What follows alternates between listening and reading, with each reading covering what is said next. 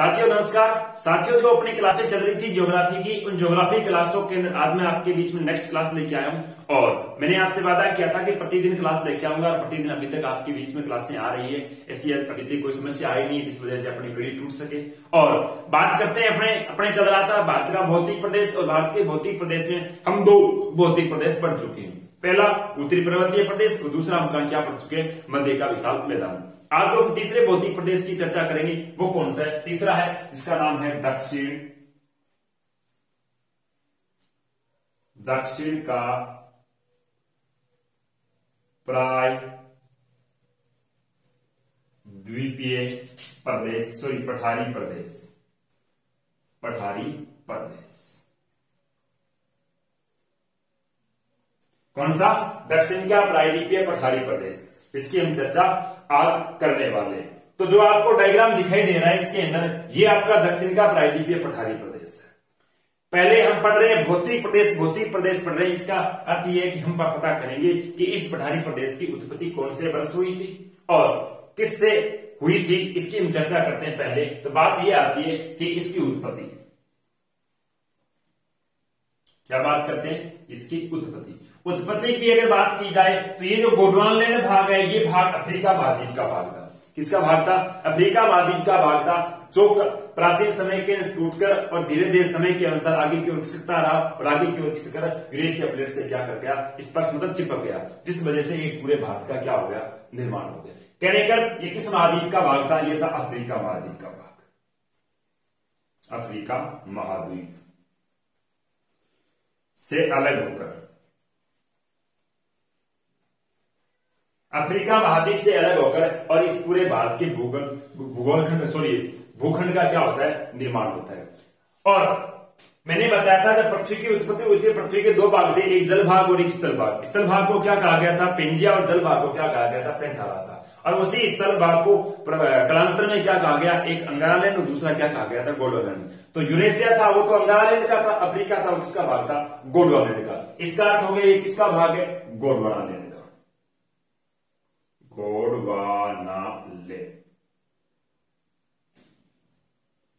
Gondwanaland. तो Gondwanaland है, इसका अर्थ यह रहता है कि भारत का सबसे प्राचीनतम है, क्योंकि गोंडवानालैंड प्राचीन था, अंगारालैंड किसका था? नवीनतम था। इसका अर्थ यह हुआ कि गोंडवानालैंड है, इसका मतलब प्रायद्वीपीय भारत है, वो क्या है? सबसे प्राचीनतम भौतिक प्रदेश है। कितने वर्ष पहले हुआ था? तो बात आती है 3600 मिलियन वर्ष, 3600 मिलियन वर्ष पूर्व क्या है, इसकी उत्पत्ति हुई थी। ये बात आती है इसकी उत्पत्ति के संदर्भ में। कितने वर्ष पहले? 3600 मिलियन वर्ष पहले। किसका भाग है? गोंडवानालैंड का भाग। कौन से महाद्वीप का भाग है? अफ्रीका महाद्वीप का भाग है। बात आती है इसके बाद में क्या, इसके विस्तार की। किसकी बात आती है? इसके विस्तार की। क्या गुरुजी ये कहां से कहां तक फैला हुआ है? तो हम बात करते हैं सबसे पहले उत्तर दिशा की। किसकी बात करते हैं? उत्तर। ये नॉर्थ दिशा है ऊपर, तो उत्तर के देखेंगे तो यहां पर भारत की राजधानी है कौन सी? दिल्ली। कौन सी राजधानी? दिल्ली। दिल्ली में एक स्थान है कटक। उत्तर में कटक से लेकर दक्षिण में कहां? तमिलनाडु। दक्षिण में कहां तक? तमिलनाडु।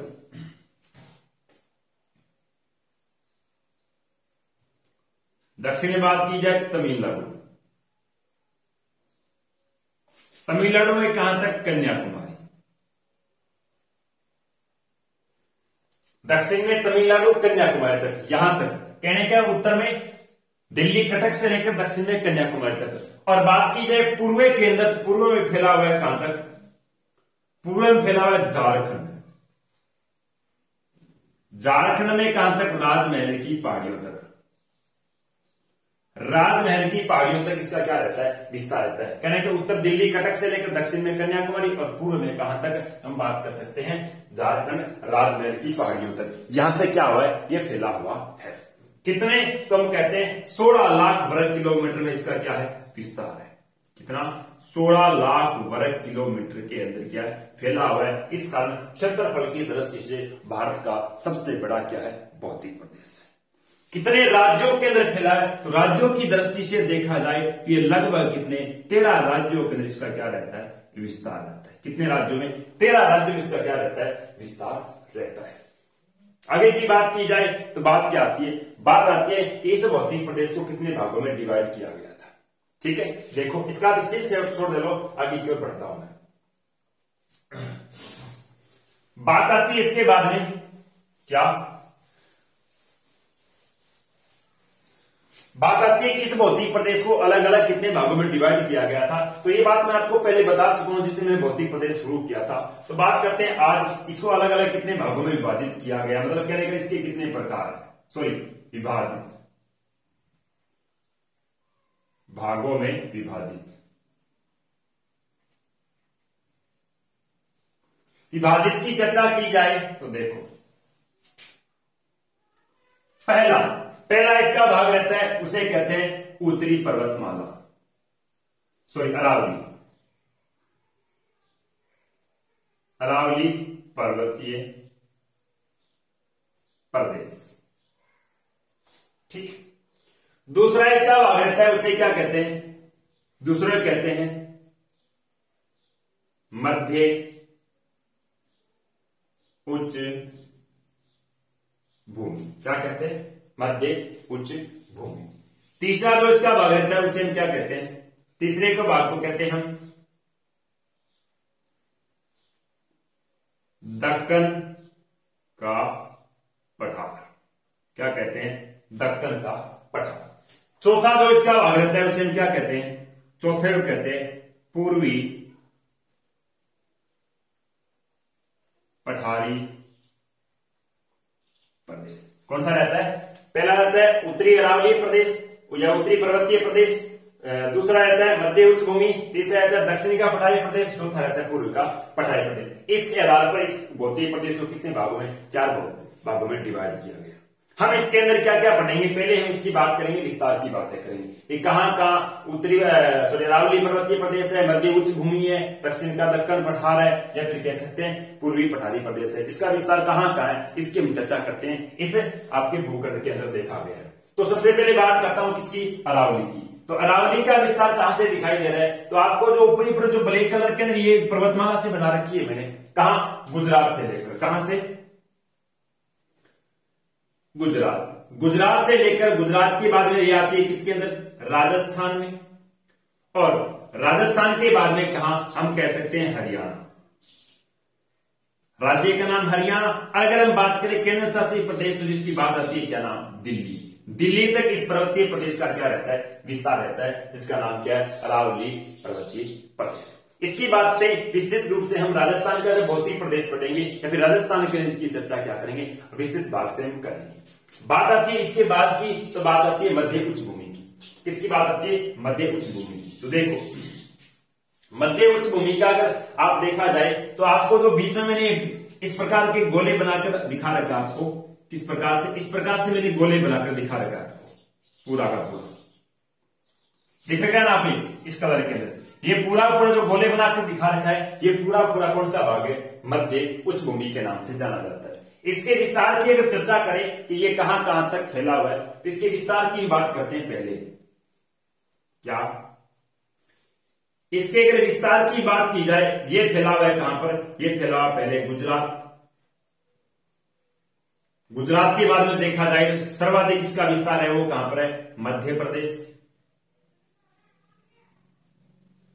मध्य प्रदेश के बाद में देखा जाए इसका राजस्थान का दक्षिणी भाग भी इसी के अंदर आता है।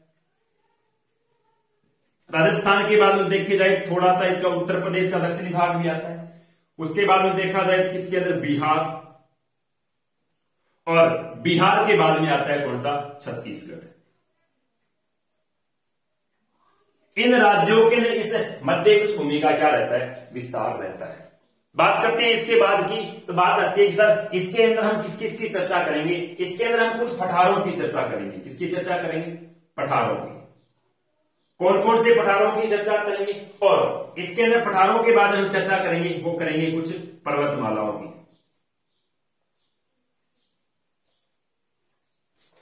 मालाओं की किसकी चर्चा करेंगे, पर्वतमाला की चर्चा करेंगे। कौन कौन से पठारों की चर्चा करेंगे, तो पहला पठार यहां पर चर्चा करेंगे, उसका नाम क्या है, मालवा। कौन से पठार की बात करेंगे, मालवा के पठार की। दूसरे पठार की बात करें, पठार आता है कौन सा, जिसे हम कहते हैं बेतवा। कौन सा पठार रहता है विद्यार्थियों? बेतवा का पठार। तीसरे पठार की अगर चर्चा की जाए तो पठार रहता है कौन सा? बघेलखंड का पठार, बघेलखंड का पठार।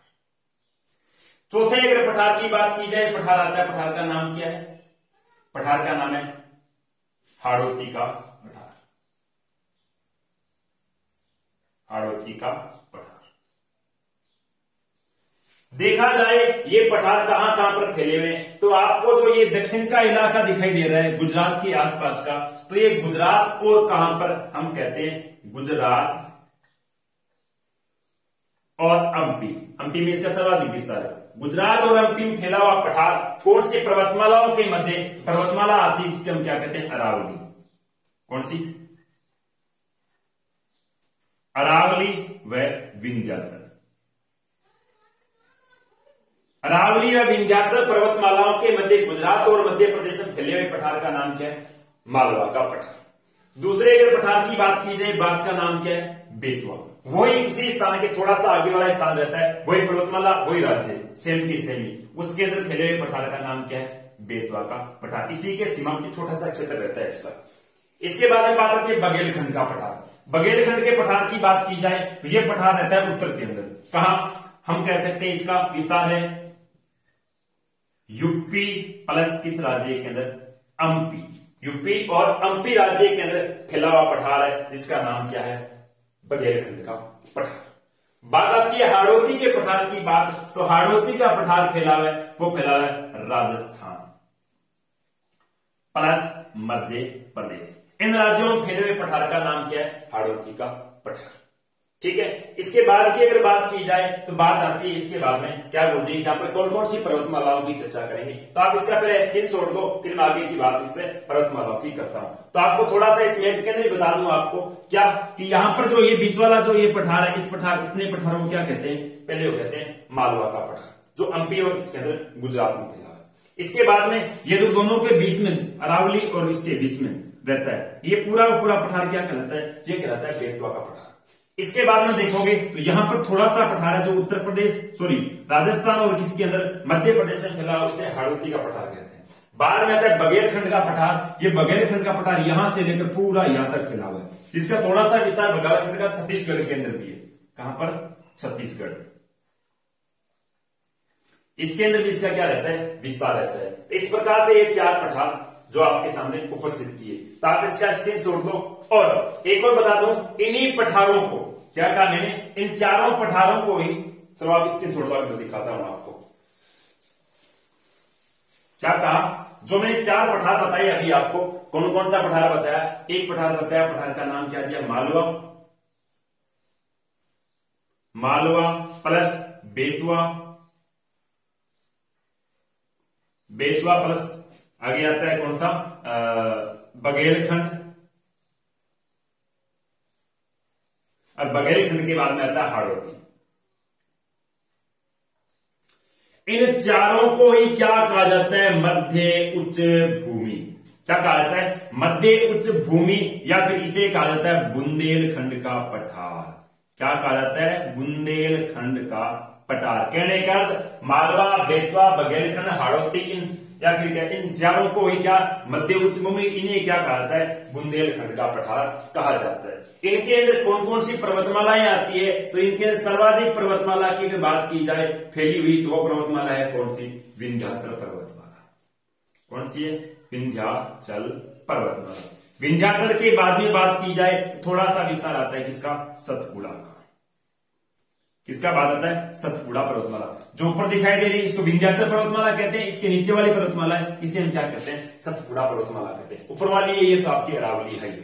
और इन दोनों के बीच में यहाँ पर कुछ पहाड़ियां फैली हुई, इन्हें हम क्या कहते हैं? राजमहल की पहाड़ियां भी कहा जाता है। तो ये था आपका मध्य उच्च भूमि की चर्चा। अगली बात करते हैं, वो बात करते हैं दक्कन के पठार की। देखो किसकी बात करते हैं? दक्कन के पठार की। देखो दक्कन के पठार की अगर बात की जाए, क्या विस्तार की, दक्कन के पठार के अगर विस्तार की बात की जाए तो ये फैला हुआ है सर्वाधिक तो कहां? महाराष्ट्र। कहां फैला है? महाराष्ट्र। महाराष्ट्र के बाद की बात की जाए जिसका विस्तार छत्तीसगढ़ में भी है। छत्तीसगढ़ के बाद की भी बात की जाए तो ये फैला हुआ है कहां, कर्नाटका तक। कर्नाटका के बाद की अगर बात की जाए तो ये फैला हुआ है कहां पर, हम कहते हैं तमिलनाडु में। तमिलनाडु के बाद की बात की जाए तो वर्तमान का तेलंगाना है, वहां पर भी फैला हुआ है। और उसके बाद की बात आती है तो आंध्र प्रदेश। इन राज्यों में फैले हुए पठार का नाम क्या है, इन राज्यों में फैले हुए पठारों को कहते हैं दक्कन का पठार। इस दक्कन के पठार को दो भागों में डिवाइड किया गया। पहला कहलाता है क्या, उत्तरी दक्कन का पठार, उत्तरी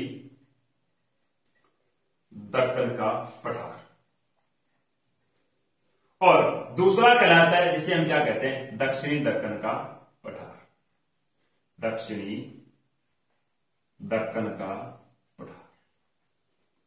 अब आपको बताता हूं इस भौगोलिक मानचित्र के अंदर देखें तो आपको ब्लैक कलर की छोटे छोटे मैंने बिंदु कर रखे हैं यहां पर, कहां से, यहां से लेकर इसके बीच बीच वाला ये जो भाग है और ये नीचे वाला जो लाइनों के, ये पूरा का पूरा जो आपको भाग दिख रहा है यहां से लेकर यहां तक, इस बीच के अंदर ये भौगोलिक क्षेत्र जो आपको अन्य की तुलना में यहां बड़ा दिखाई दे, दो, एक उत्तर वाला एक नीचे वाला। इस उत्तर वाले को कहते हैं उत्तरी दक्कन का पठार, और इस नीचे वाले जो लाइनों के अंदर मैंने खींच रखा है इसको क्या कहते हैं, दक्षिण दक्कन का पठार कहा जाता है।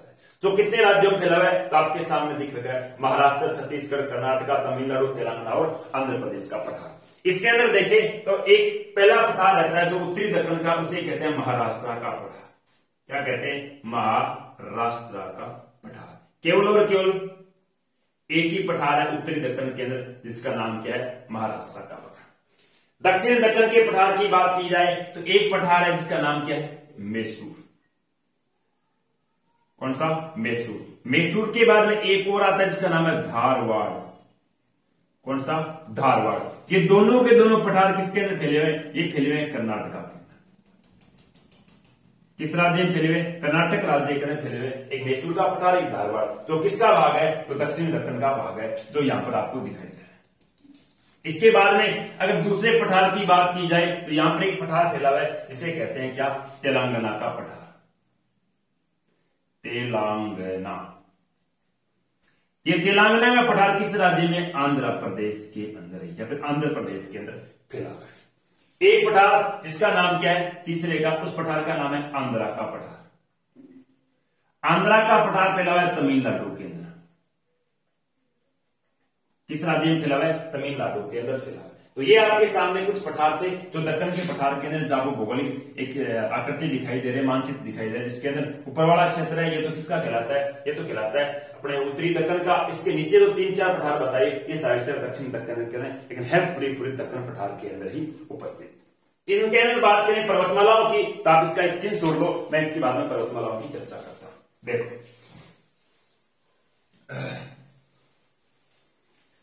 यहां पर कौन कौन सी पर्वतमाला है, तो एक पर्वतमाला का नाम तो है सतपुड़ा पर्वतमाला, सतपुड़ा पर्वतमाला। सतपुड़ा पर्वतमाला के बाद में बात की जाए, एक पर्वतमाला है जिसका नाम क्या है, अजंता। अजंता ये पहाड़ियां, वैसे तो अजंता की पहाड़ियां। इसके पश्चिम में एक पर्वतमाला है जिसका नाम है पश्चिमी घाट, पश्चिमी घाट। या फिर इसी का दूसरा नाम है सह्याद्री। क्या नाम है, सह्याद्री पर्वतमाला। और इसके पूर्व के अंदर एक पर्वतमाला जिसका नाम है पूर्वी घाट। क्या नाम है, पूर्वी घाट। इसे महेंद्रगिरी पर्वतमाला भी कहते हैं, महेंद्रगिरी पर्वतमाला भी कहा जाता है। यह पर्वतमाला किसका भाग है, ये कहते हैं दक्कन के पठार का भाग है। इसके बाद में लास्ट जो अपना भाग बचा है वो बचा है पूर्वी पठारी प्रदेश। इसकी चर्चा करते हैं। देखो बात आती है पूर्वी के पठार की बात, तो पूर्वी के पठार के अंदर कौन कौन से पठार है, तो पहला पठार आता है जिसका नाम क्या है, पहले पठार को कहते हैं हम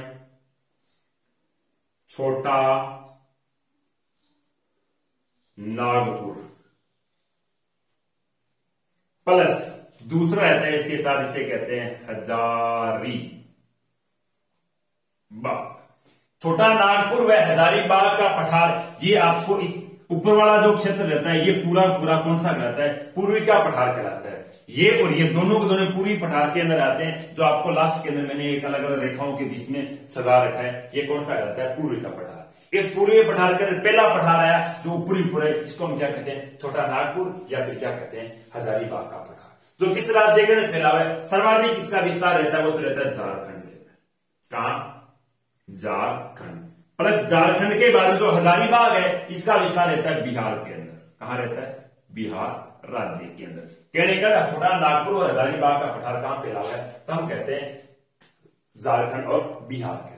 दूसरे के पठार की बात की जाए तो यहां पर पठार आता है, इसका नाम है दंडकारण्य का पठार।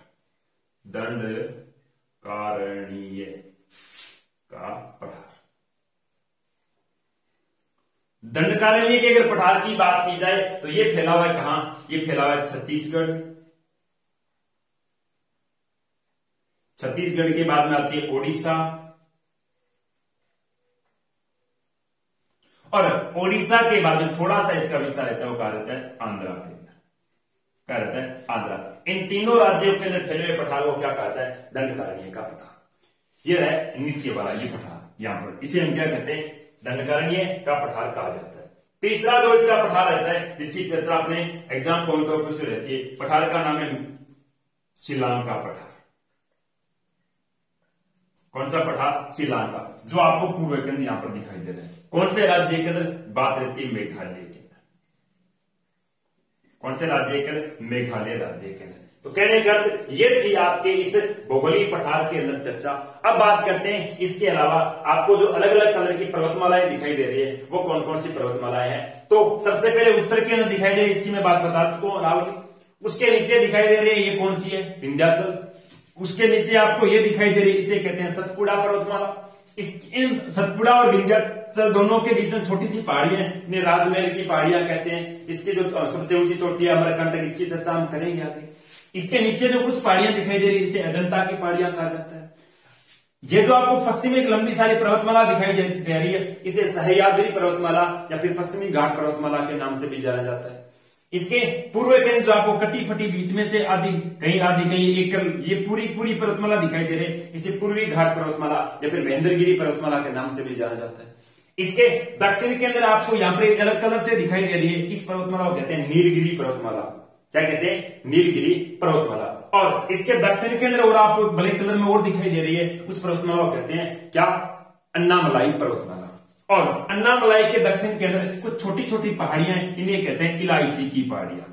क्या कहते हैं, इलायची की पहाड़ियां, जो भारत की दक्षिणतम पहाड़ियां कहलाती है। तो अब इन पहाड़ियों की चर्चा, इन पर्वतमालाओं की चर्चा अपने नेक्स्ट क्लास के अंदर करेंगे, ताकि क्लास थोड़ी लंबी न हो जाए, तो छोटे रूप में पढ़ाएंगे। आज के लिए इतना ही, धन्यवाद।